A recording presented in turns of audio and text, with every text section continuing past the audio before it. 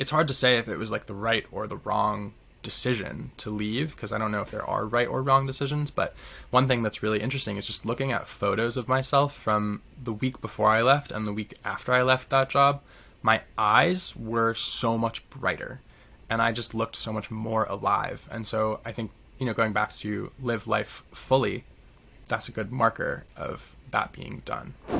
Hello and welcome to another episode of the Lewis and Kyle Show, where we interview very, very cool entrepreneurs, coaches, investors, thought leaders, authors, content creators, and other fascinating subject matter experts. Today, we have the absolute pleasure of interviewing Faolan Sugarman-Lash. Faolan is a professional life coach and recently just published his first book, Why Live? The Beautiful and Painful Mess of Learning to Love Life.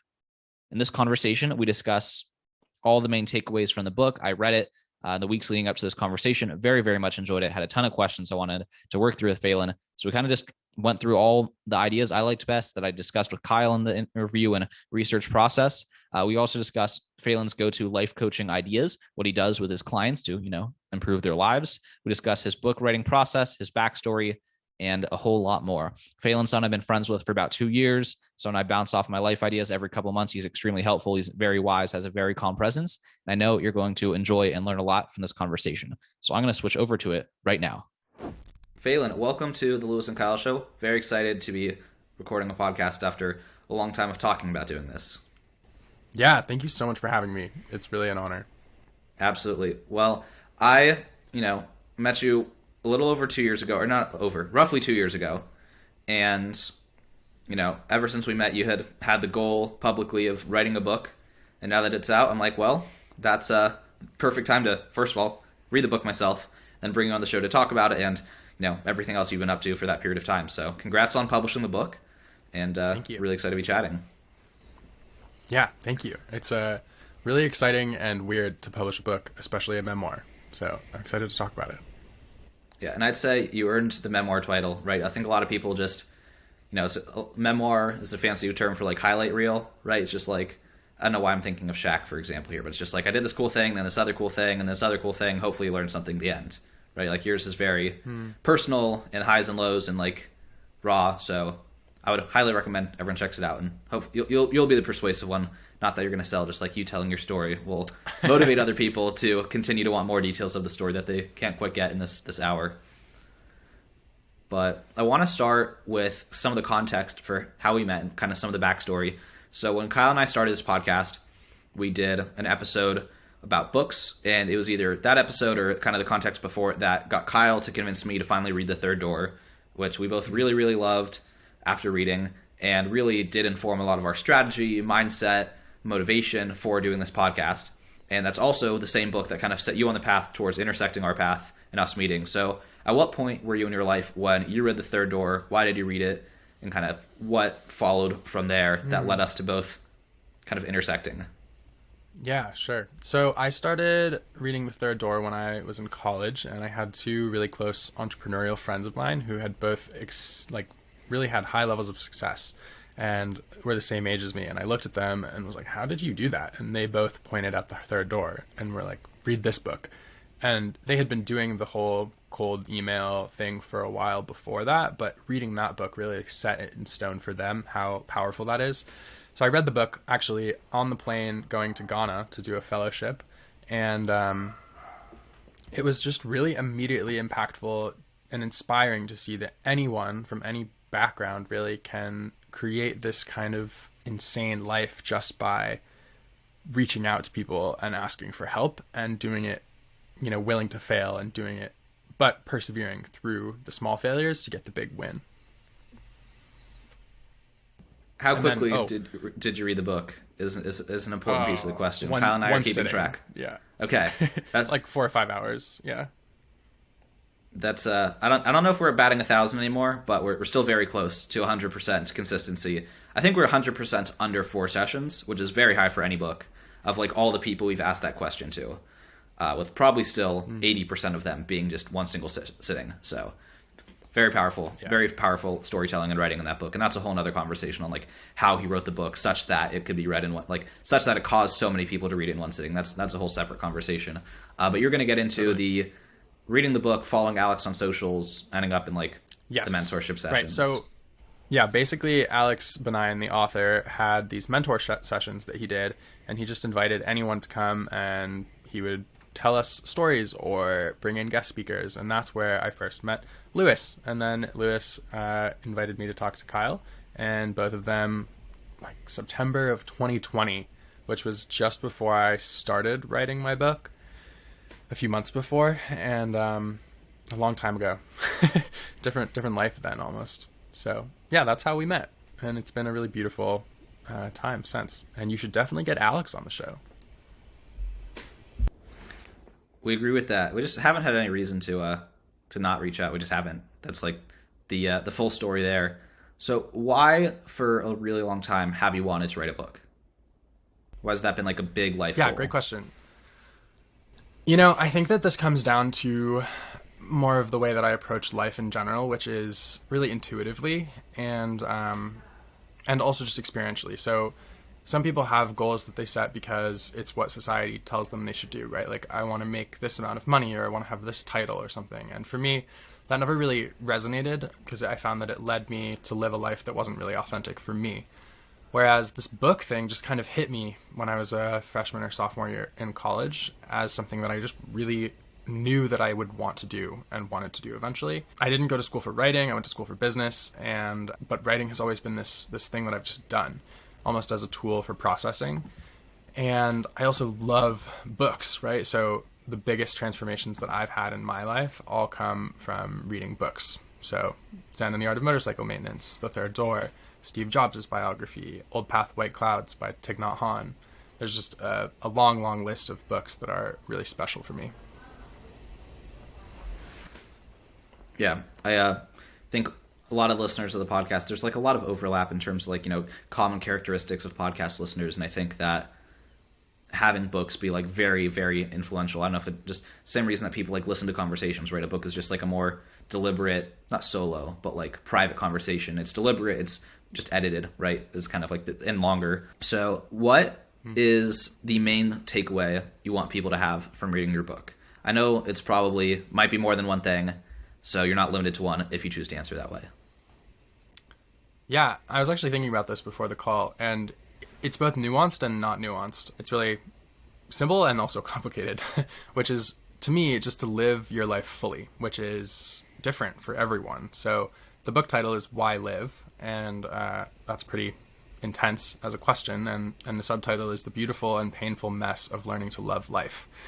And the intersection of beauty and pain and the multiplication of beauty and pain is the fullness of life, because we do experience pain and we also experience beauty, and it's always messy.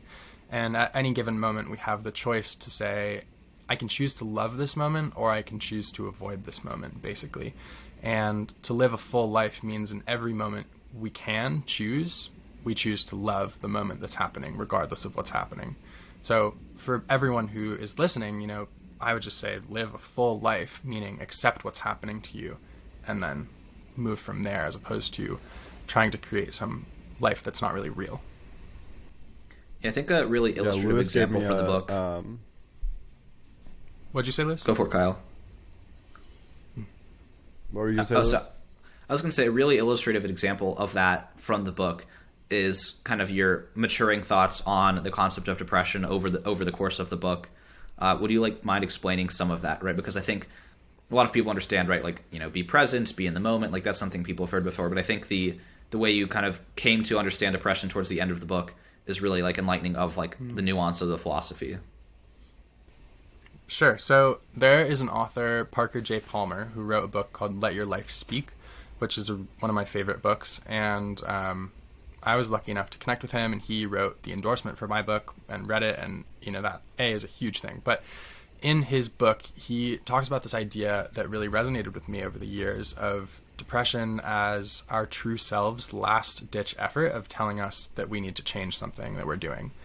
And I think it's worth noting also that there are chemical conditions that people have that, influence our mental health. And so what I'm speaking to is not necessarily that, but the experience of depression that a lot of us have in our lives, of being hopeless or, feeling brain fog or not wanting to get out of bed in the morning. Just the more experiential symptomatic parts of depression, which can describe either chemical depression or what I call spiritual depression.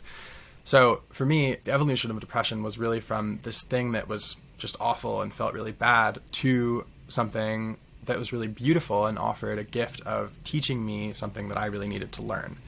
And every time that I've found that I have been depressed in life, eventually I've come out of it and realized that I was avoiding some truth that I really needed to face in my life. And a lot of that has to do with just choosing myself and choosing my own life path instead of looking to avoid it. And that's been huge over and over again. That's when depression comes up. So I've kind of learned to take depression on as a teacher. And also, definitely, I'm still an imperfect human being, and I don't love being depressed now either. It's not the best, but there's an aspect of equanimity, which means to kind of be with what is and not push it away and be at peace with what is, that I think is really valuable in the face of darkness. It's not succumbing to the darkness, but it's also not avoiding it. It's just being with it and learning what there is to learn and taking it slow if you need to. I think you tell a few good stories of some of those more dramatic U-turns you make kind of in response to depression. Do you mind sharing some of those, whether it's going to Asia or quitting your dream job, either one of those, just the context, the decision, and some of the things that came after?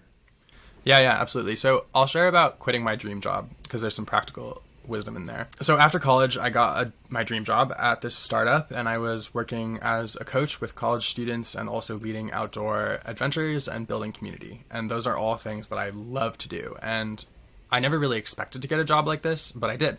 And it was awesome. And I thought that it would be something that I would really want to do for the rest of my life, or for a while anyway.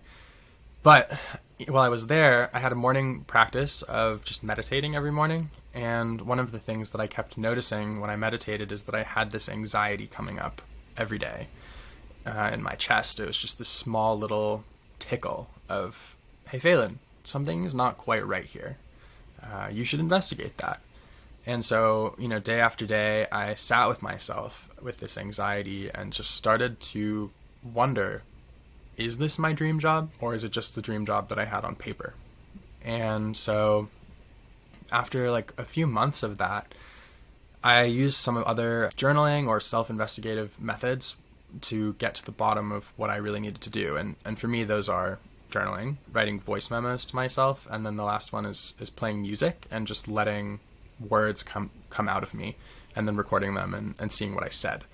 And so I ended up writing this song to me, and this is not actually in the book, but I wrote this song to myself, and in it I said something like, I need to leave. Like, this isn't what I'm here to do on this earth. And it was a really stark contrast because I had gotten to the point in my life where I had my dream job. I'd gotten where I wanted to go, but it wasn't really what I needed. And so at that point, I quit my dream job and went and traveled around and, was homeless, didn't know where I was going. I had like $700 in my bank account at this point, and I really was the happiest I've ever been, which is kind of insane. But just the power of choosing myself and choosing to follow my intuition and trust myself in that situation, to leave everything behind for this small whisper of, hey, that's not right. Go write a book. And that was really powerful. And, looking back, it's hard to say if it was like the right or the wrong decision to leave, because I don't know if there are right or wrong decisions. But one thing that's really interesting is just looking at photos of myself from the week before I left and the week after I left that job.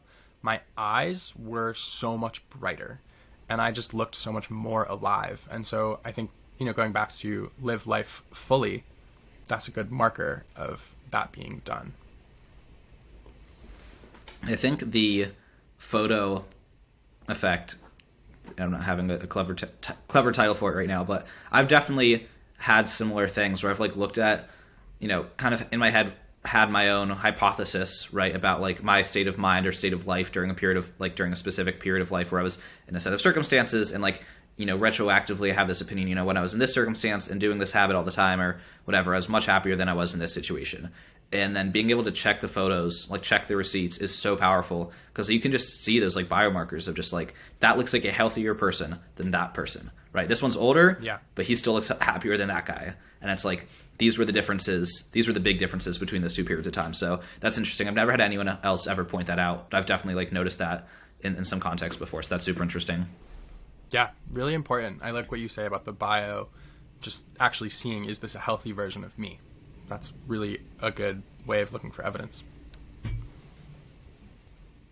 Kyle, what were you going to jump in and say earlier, or did we kind of move past it to something different? No, I was going to talk about amor fati, which is not merely to bear what is necessary, but to love it, which is a coin that Lewis gave me actually a couple years ago that I carry with me everywhere. So I think all of this sort of is like circling around like the decision point. Like one thing that I really like and that I talked about with Danny Miranda on our podcast with him, I think that might have been number 50, is like, when you perceive anything, like when you look at a tree, like you can decide whether or not that tree is like ugly or beautiful, right? And like if you decide that it is one way or the other, the way that you perceive it like impacts your like blood and your brain, and it changes you. And like and when you see that in the future, like it's like it's like continues, you know, it's continually growing. And I think it's in the same way, like you're kind of talking about depression, but also, you know, just life in general. And like what you come to is a decision point where you can either say, okay, I'm going to leave this job. Okay, I'm going to write this book. And like for me, the hard part is what comes after that decision point. And so I want to talk a little bit about the decision point and then like the anxiety and the like uncertainty that comes after you have hit that decision point. So like let's take for example the book that you've written within this context is like, okay, you know, first of all the decision point, and then after that you've got 2 years of writing a book, and it's like that's all difficult to do. That's not an easy thing to continue to decide every day. You know, this is what your life needs to be, or your energy needs to be like poured into. And so that's a lot of words, might not make sense, but what are your thoughts? Yeah, I'm hearing you're asking of commitment, perseverance, those questions. Like after you make a decision, how do you stick with it, basically? Yeah. I mean, distilled for sure. That's yeah. Okay. Yeah, so I was just listening to a podcast today interviewing Andy Grammer, who is a musician. And one of the things he said really resonated with me, and I'm just going to steal his answer here, which is that there's a point in time when you have to just go like balls to the wall and swing for the fences in whatever you're doing as an entrepreneur or as an artist. Like if you're going to create your own life path, you have to do it all the way, and you can't just hold back. And it's almost like, you know, burn the bridges, you know. So at the same time I quit my job, I also withdrew an acceptance from another corporate job, right? And like I had no option but to follow through with this almost. So that's one thing that's really good to do just logistically. And then beyond that, Andy Grammer talks about this idea of you have to be doing the thing that you're really here to do. So you have to be following the passion and the purpose. And something that a lot of artists talk about is this idea of really channeling something bigger than yourself into the world as opposed to doing it yourself. Because, you know, I look at my book and it is my story, but when I was actually writing it, there were hours when I would just enter into flow state and then look back and have this chapter that I'd written and have no idea where it came from, you know? And especially with the fundamentals of the ideas in the book, you know, like they kind of came from beyond me in a way. So the answer to your question is kind of twofold. One, make your environment support you in doing whatever it is that you've committed to. Surround yourself with the right kind of people, get a coach, make your alarm go off at the right time in the morning, like get rid of distractions, right? Like all that stuff. And that also includes doing the habits that make you an energetic and focused human being. So running, exercising, eating well, drinking water, right? All that stuff. And then on the other side of it, it's like, is this actually for you? You know, and if it's not, you're probably going to give up. And that's okay. And it doesn't mean you're not a good person. It doesn't mean you're not able to persevere, right? Like before I wrote this book, I didn't finish a ton of things that I started, right? Like I started my own podcast and let that ball drop. I started writing a blog, I let that drop. I started a newsletter, I let that drop, right? And it just, there are certain things that really resonate with who we are as human beings, and that makes it a lot easier to persevere through the challenges, because there are challenges in everything we face. And then I guess the last thing would just be, I wrote this book, initially kind of for me as a way to process through things and just figure out what I thought, answer the question for myself. But that was the easy part, was writing it. The hard part for me was editing it and going back and doing all of the design and making sure that there was the right amount of space between each line and all of those nitty gritty detail things. And at that point, the purpose of the endeavor shifted from an internal thing, like I want to do this for me, to an external thing. I think this could help people. And so I'm doing this as an act of service for the world, right? Like, books are not something you make a lot of money with usually, right? I make $1.47 per hardcover sale, I think. And so it's not something that I'm really like, I'm not in the business of becoming a millionaire through writing this book. It's more like I have a story and I know a lot of people are suffering, and I want to see if I can help. And so that's a really big way to stay inspired too, I've found. Yeah, I love that answer. I'll have to re-listen to that to ingest it fully. But I wanted to touch on Parker J. Palmer, on his endorsement of your book. How did that feel when you read it? And yeah, that's the question. Yeah. Do you mind if I just read it? And Sure. then I can tell you? That would be very helpful. Because I think... Okay. Parker is an author and an activist and a professor, and he's just a really amazing guy. And he's 83 now. So he said, at age 82, I was not sure how well a 24-year-old could answer the question, why live? By the time I'd read a few chapters of this wonderfully well-written work, my caution was replaced by admiration and trust. In his few years on Earth, Faolan Sugarman-Lash has explored life so deeply and well that seekers of all ages can learn from him. Whether they are members of his generation who face a very uncertain future, or members of mine who have more past than future. Faolan has powerful, real-life stories to tell, and he tells them well. From those stories, he extracts insights that I found helpful and affirming, even though his life experiences are different from mine. If why live is a question that has crossed your mind, I believe you will find this book helpful. I also believe that this first book will not be Faolan's last. So, to answer your question, it's a pretty awesome endorsement, right? And I think it means the world to have someone who is a mentor of mine and someone who I really look up to, who changed my life, who's 83 years old, write something like that. Because as an entrepreneur, as an author, as a coach, it's so easy for me to fall into these cycles of not believing in myself, of imposter syndrome, especially as someone who, and I'm just going to be really honest about this because I think it's important to be vulnerable about, I'm not perfect. I feel lost as a human being sometimes. I don't really know what I'm doing sometimes. I feel depressed still sometimes, right? And as someone who wrote a book called Why Live, or as someone who is a life coach, right? I help people professionally feel comfortable in their lives and love what they do.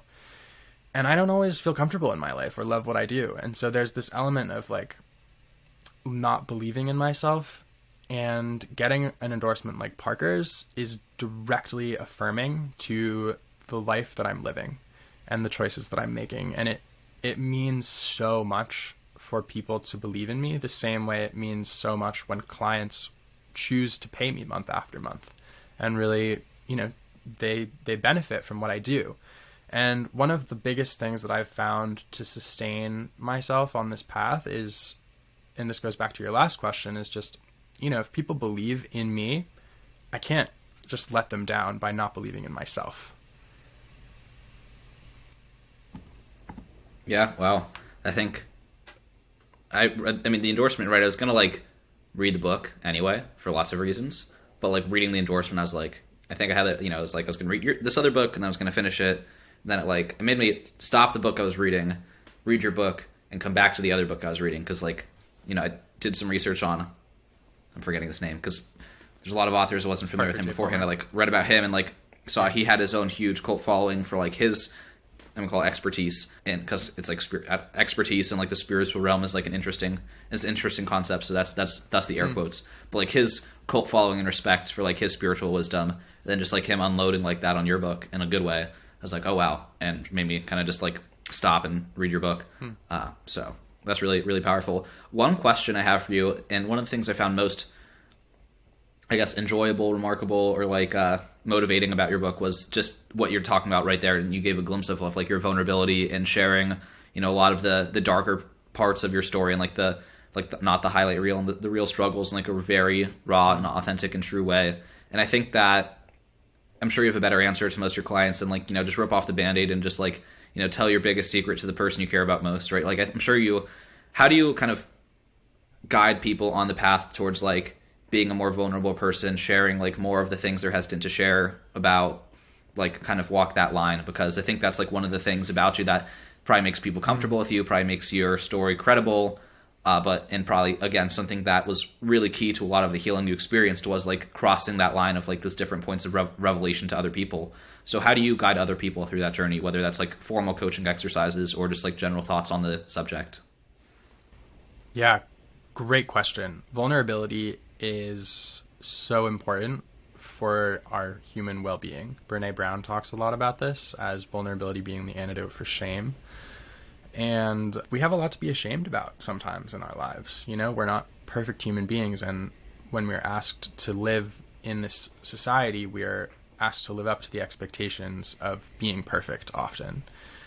So being vulnerable really just means being truthful. And I think that I'm going to just change your question a little bit and talk about being truthful, because I think that that's a really powerful thing that I work on with clients. And it often comes from this process of people don't tell other people the truth because they're afraid of what's going to happen, right? So I was just talking to a friend the other day who I really look up to, and I realized while I was talking to him that he's very successful. And so I was like, I've written a book, but I'm not to his level of success. And I realized that I was judging myself and therefore projecting onto him his judgment of me because I didn't feel that I was as successful as him. And so that creates a rift in the relationship between us. And I realized that I needed to just say that to him. I needed to say, hey, I actually don't feel like I'm enough in this relationship. And saying something like that is extremely challenging. There's this feeling, anytime you're being vulnerable, of like almost overcoming this little hump and just saying the damn thing, right? And he received it so beautifully, and he was like, no, of course not, right? Like, we're friends. I love you. You're awesome. And that's the output of being vulnerable. And so you asked specifically, like, how do I help clients through that process? And a lot of it comes from doing the inner work and figuring out why are they afraid. And often that comes from, we've all experienced rejection of our authentic, most true and real self. And that sometimes can create the story that we are not worthy or lovable as who we really are. And that can happen from our parents. It can happen from, for me, I asked out some people in middle school and they said no. And I was like, oh, well, I guess I'm not worthy of going out with anyone as who I am. So I better figure out who to be so that they'll say yes, right? And that's a big issue in our society, is trying to be someone who we're not so that the world will accept us. And that's kind of the essence of truth and vulnerability, as the antithesis of it, is that we try to be someone who we're not so that the world accepts us.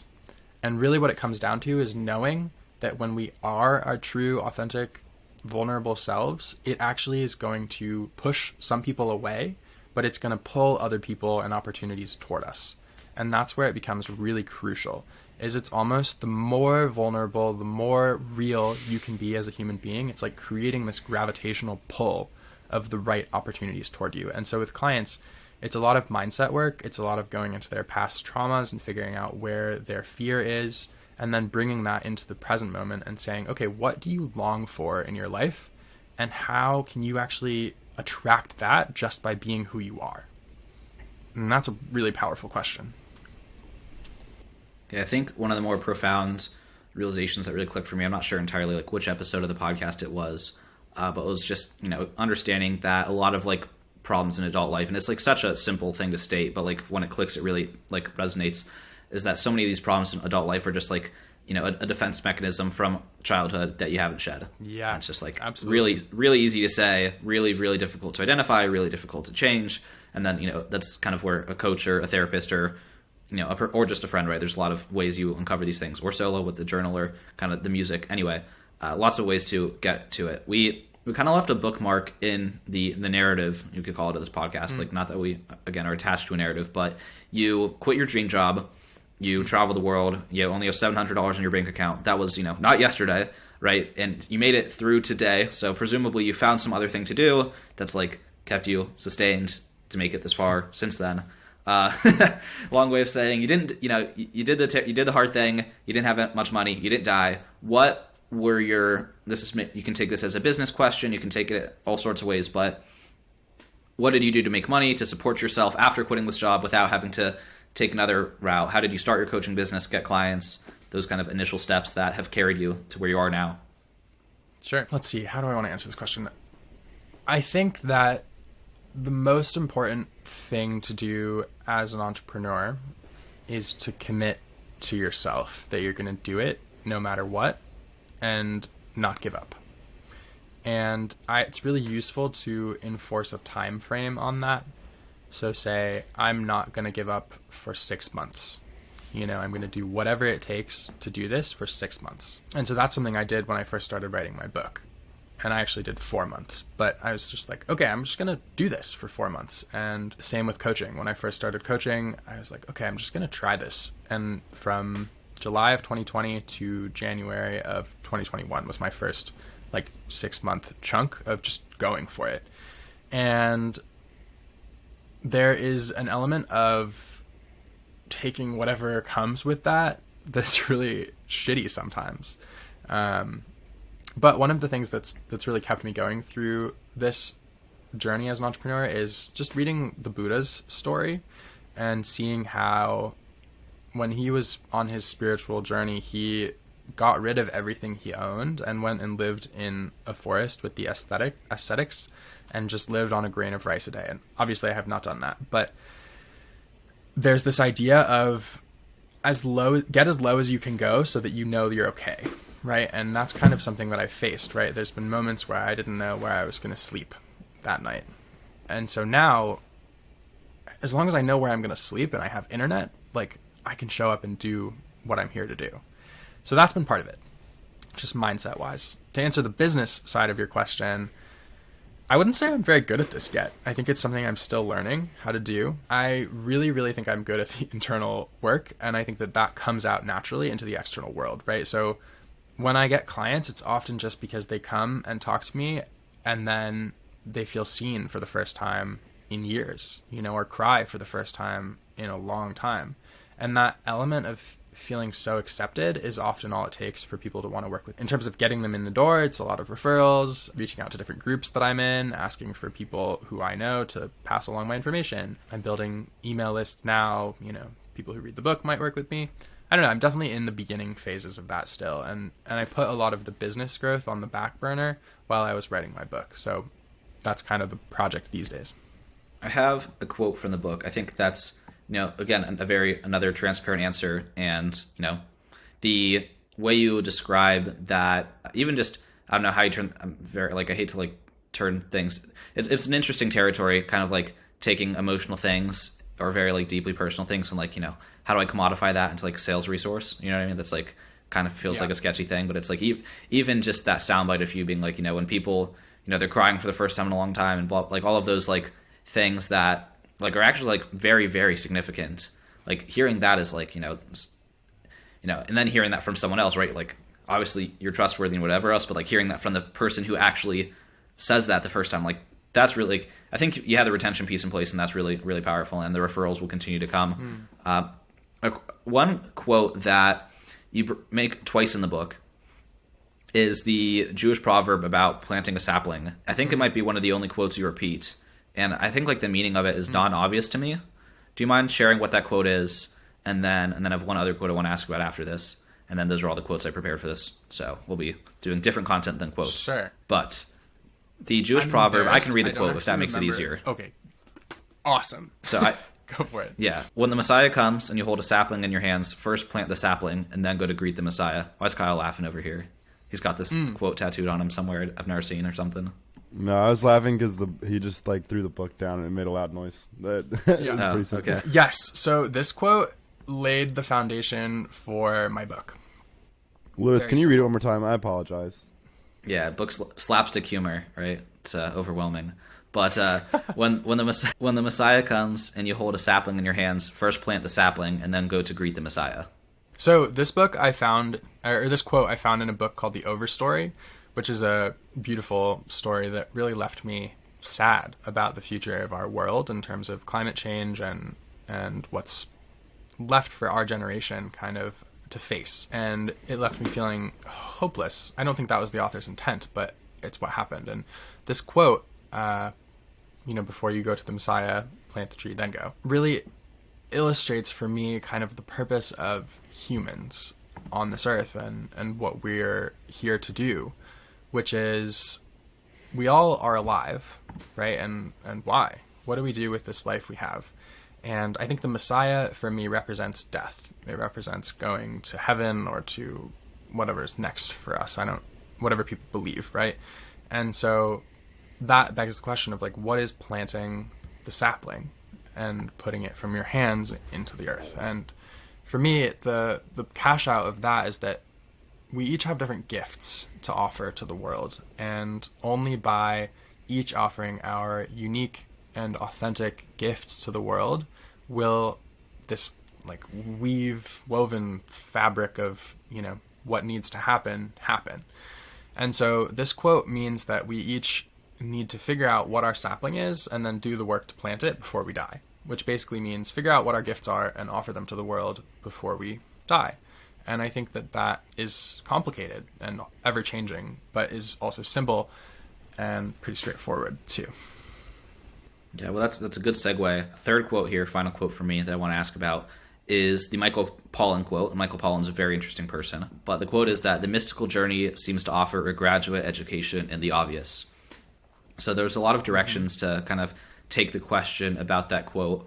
And this is kind of a theme we've been touching on a lot of times. It's like, how do you get people to take action on or like internalize the truth? Is just like a lot of these things, right? Like that's the whole genre we operate in with like podcasts and advice is like, very rarely are you telling people things they haven't heard before. Very rarely are you like presenting a truly new idea. It's just like your job is to like facilitate people accepting reality and like doing things about that. So you can kind of take this wherever you'd like to run with it and maybe choose to share however much context around the quote or not.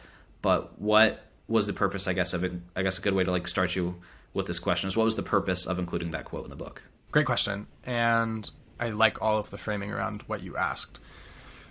So that quote is speaking to psychedelic experiences, which are different, like plant medicines, like mushrooms, psilocybin, or LSD, or ketamine is one kind of, basically the mystical experience is something that gives us access to some, I don't know, it's hard to describe, some divine, some God, some meaning beyond what we can put into words. And so this quote offers a graduate education in the obvious. It was funny to me in terms of what psychedelics offer. And it's like, oh, of course that tree is the most beautiful thing in the entire world. But like, did I notice that yesterday? No. Did I notice that after my mystical experience? Yes.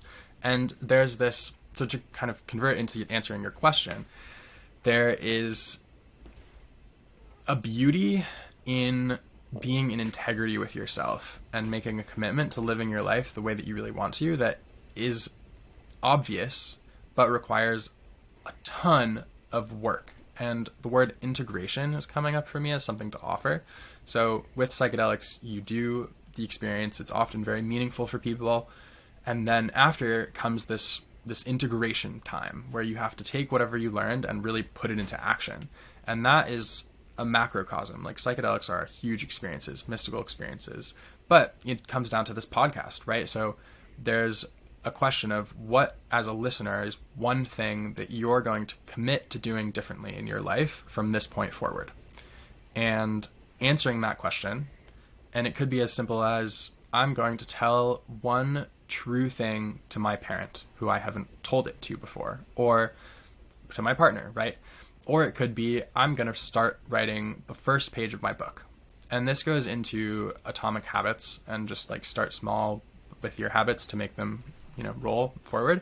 But yeah, when you talk about accepting reality and then doing something with it, it's often the hardest part is like accepting reality. And then after that, it's just like, okay, well, now that that's real for you, what do you need to do about that? And then asking a question around commitment and what do you need to commit to stay in integrity to who you are. Yeah, that's great. How do you help people to believe in themselves? Drop the mic on that question. Great question. And something bringing back the vulnerability that, I still struggle with too sometimes. And I think that it comes down to the fact that at our cores, I think we all believe in ourselves. And it's really uncovering the layers of self-doubt that have been built by different traumatic experiences we've gone through. And I use that word trauma very generally just as any negative influence basically in our lives that we haven't processed yet. And so it often comes down to this word self-love, which is underneath all of the trauma, underneath all of the doubt and the stories, is this self-love that I think is evident for each person. And when people love themselves, they believe in themselves. It's kind of hard not to. And so that's one way, which is kind of the spiritual answer. And then the more practical answer, and there's always like spirituality and practicality in life, I think, and they really need to happen together to make the life that you really want to live happen and to feel alive in it. So the practical answer is just try stuff, right? As you know, being in this podcast, hosting this podcast, is that you've probably gotten a lot of no's when you've reached out to people to be on the podcast, but you've also gotten some yeses, right? And so I think there's just an element of do something a lot of times and fail at it to learn that you're gonna fail, but that doesn't mean that you're a failure. It just means that failure happens and it's a natural part of the process. So just, almost like reps is a good way to build self. It's funny, I have a good example of that. This weekend I went to a conference and was tabling and I was giving away free t-shirts, and it's like, a lot of people say no. And it's like, it's sort of this like micro, I don't know how to use what word it is. Like a challenge. It's like a lot of no's. A lot of people are saying no's, and you have to keep being convincing. And you have to, the next person that walks by, you have to be like, you have to believe in yourself. And I did notice that like, if I believed that I was going to get somebody to get a shirt, they were going to take a shirt, and there's no other way around it. And so it's just a funny little, microcosm experience that I had recently. That really, like, I totally agree with everything you just said. I think, and I like the point about there's like spirituality and practicality, and I think doing only one of those things or answering only one side of that question is dangerous for people. And I that's a question that I have for you is like, with all of these things are really good, but I feel like there is a way of life where you almost think too hard, or you consider these things so much so that it actually starts negatively impacting you. And so, would you say that's true? And I don't know, I don't really have a question buried in there. It's more just like, what do you think about that? Great. Yeah, great question. There is a question in there, I think, which is, do I experience like overthinking things, and do I see other people doing that, and what are my thoughts about that? And the answer is yes, definitely. It's something I did a lot more when I was younger. And actually, going back to the Michael Pollan quote, my first experience with psychedelics was on mushrooms, and the biggest thing that it taught me was to not overthink things. There's this aspect of, I can just share the story. It's in my book. Basically, I took them in the summer, and up until this point, I had always been someone who ruminated and overthought stuff, and that led to these cycles of depression and just staying stuck in whatever I was because I was thinking too much and not just doing what I wanted or what felt right. And with psychedelics, the feeling is almost like, it's gone two ways for me. They're like, you get anxious and think too much, or you don't think at all, basically.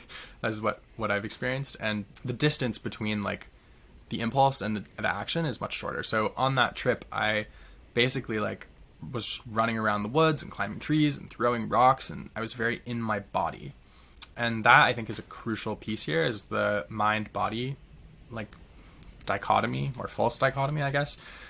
But in our society, we're very rational people, very brain-oriented system. And I think that that's where this overthinking comes in. And our bodies kind of know what we need, right? We have intuition in our bodies. We have sadness in our bodies. We have the need to laugh or the need to cry, right? And a lot of times we can just trust that. And then, and just another thing I want to throw in here is like, I think that the highly successful, like, business person has done a lot of like practical successful things, but is usually pretty unhappy. On the other hand, like the monk who's living in a cave all by themselves, who might say that they're happy, actually has no interaction with the world. And so they've done the spiritual thing, but not the practical connection. And so it really comes at the connection, right? I think that's just the point of all of this is like, yes, there's overthinking, but it's also good to think. And then there's like, yes, there's underthinking, but it's also good to just act sometimes. And like it's nuanced, right? There's never a right answer, but the more closely that we can trust ourselves, the easier it gets to trust that it's the right amount of thinking or the right amount of not thinking to go forth and do whatever it is that we want to do. I don't know if that answer fully made sense. Kyle's like muted, but he was nodding. Yeah, no, I really like that. Lewis, go ahead. And that something. last piece of that explanation really like had a lot of overlap with what our mutual friend Jackson says in terms of like the monk versus the businessman. And I was like hearing you say that, and I'm like, makes sense why you two get along. That's like very much his philosophy, right? It's like trying to be that happy balance between the Zen and the practical. I want to give you a freebie for one other book that has not been brought up yet. That's also a story that's left a lasting impression. Just one? You're not never limited. The one that comes to I'm not mind. saying never limited. Okay. The one that comes to mind is The Alchemist first. That's been the most personally impactful book, probably for me. And the only other one that I just love this book is Zen and the Art of Motorcycle Maintenance. And both books are really centered around the journey to accepting and being your true self. What is your phone lock screen?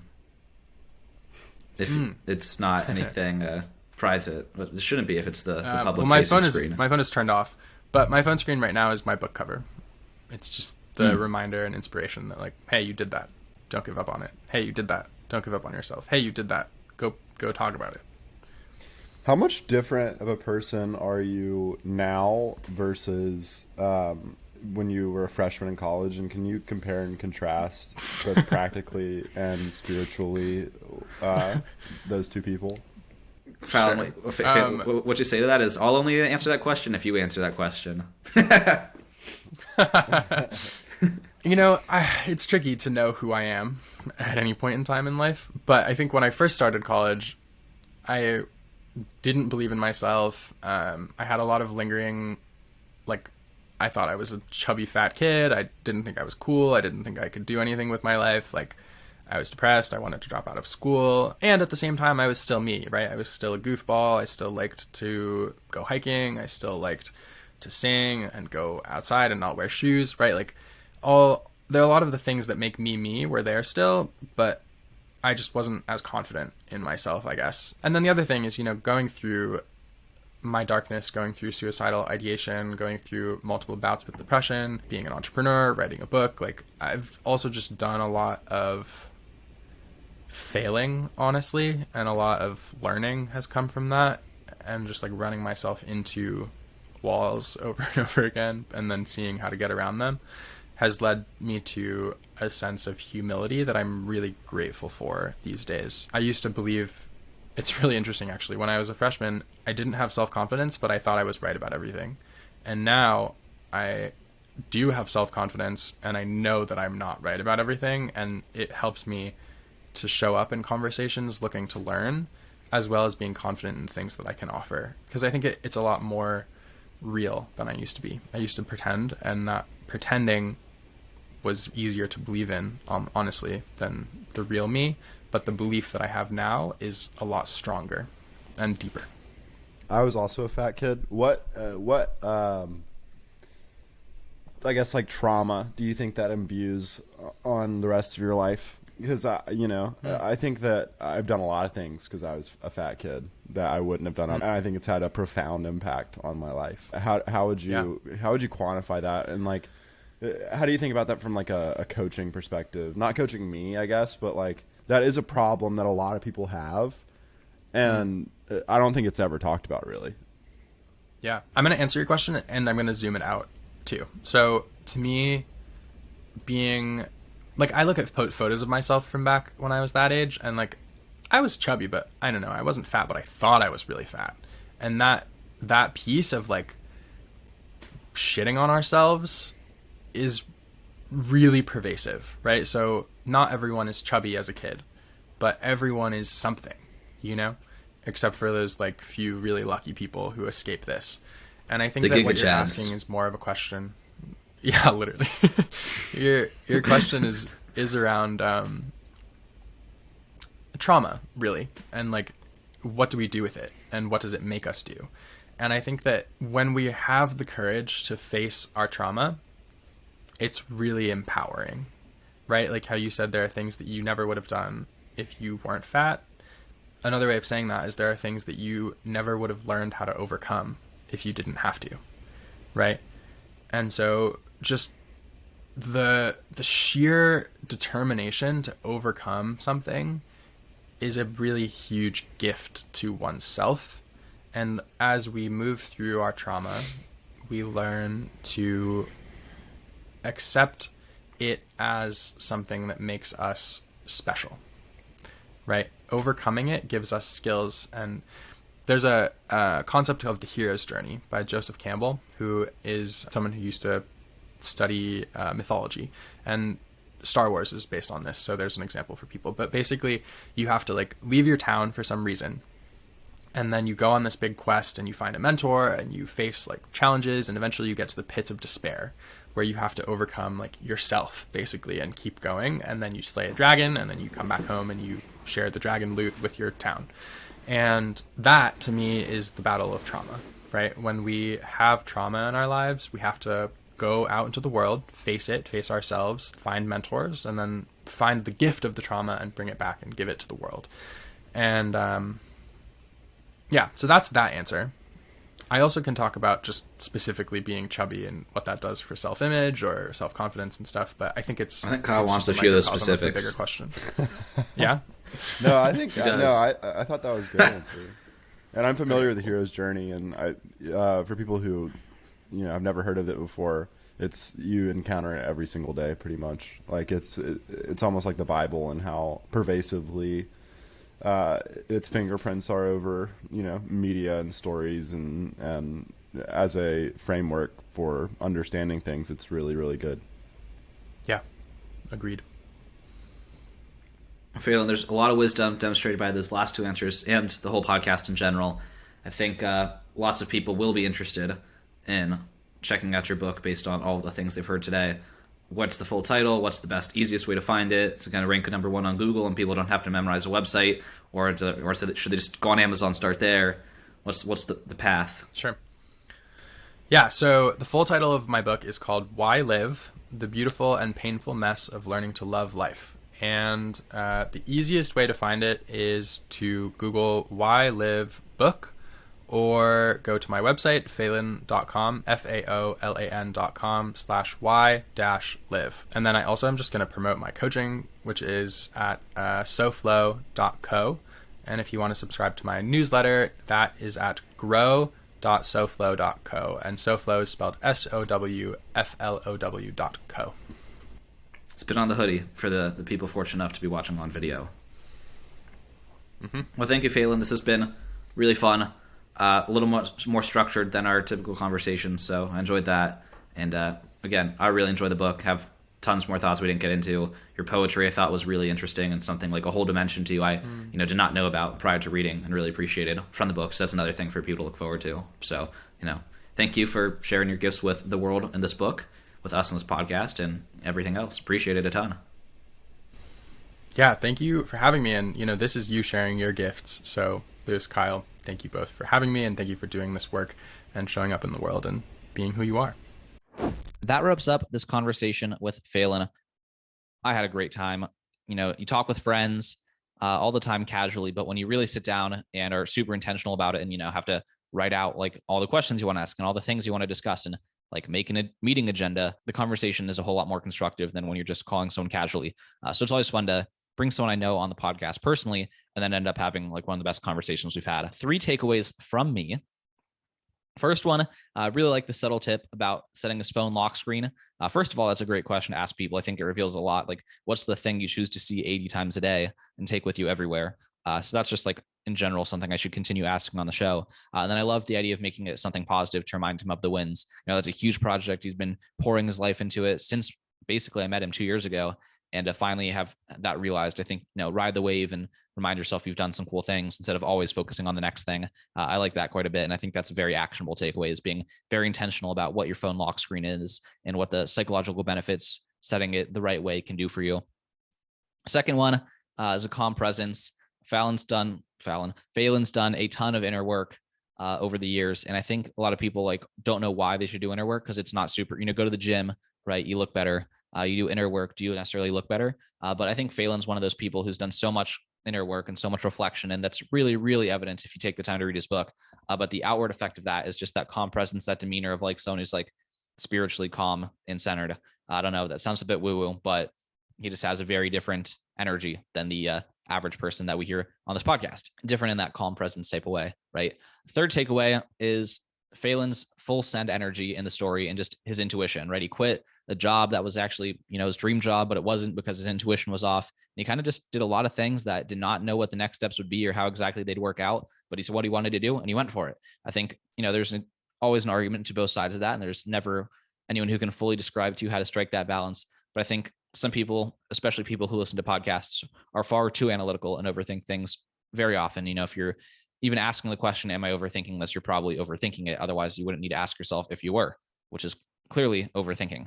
Anywho, Faolan's very intuitive, very good example of inspiring full send energy that I hope you take with you after finishing this episode.